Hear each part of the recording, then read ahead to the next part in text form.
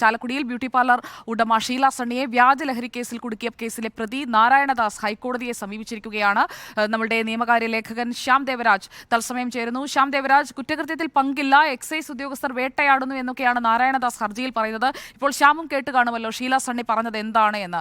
ആ ദിവസം, അതായത് കഴിഞ്ഞ വർഷം ഫെബ്രുവരിയിൽ തന്റെ സ്കൂട്ടറിലേക്ക് കൊണ്ടുവച്ച ലഹരി പാക്കറ്റ്, അതിന് പിന്നിൽ ആരാണ് എന്നുള്ള സംശയങ്ങളാണ് അവർ പ്രകടിപ്പിക്കുന്നത്. അത് പോലീസ് തെളിയിക്കട്ടെ. പക്ഷേ ഇപ്പോൾ നാരായണദാസിന്റെ നീക്കങ്ങൾ എങ്ങനെയാണ്? അതിൽ നിന്ന് ലഭിക്കുന്ന സൂചനകൾ എന്താണ് ശ്യാം?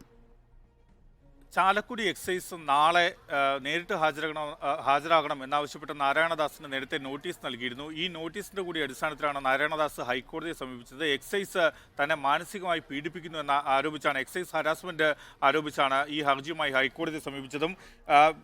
ഷീല സണ്ണിയെ വ്യാജ ലഹരി കേസിൽ കുടുക്കിയ സംഭവത്തിൽ കഴിഞ്ഞ ദിവസമാണ് നാരായണദാസിനെ പ്രതി ചേർത്തത്. ഇതിന്റെ കൂടി അടിസ്ഥാനത്തിലാണ് പ്രതി ചേർത്തതിന്റെ തൊട്ടു പിന്നാലെ നോട്ടീസ് നൽകി. ഈ നോട്ടീസ് ചോദ്യം ചെയ്താണ് നാരായണദാസ് ഹൈക്കോടതിയെ സമീപിച്ചത്.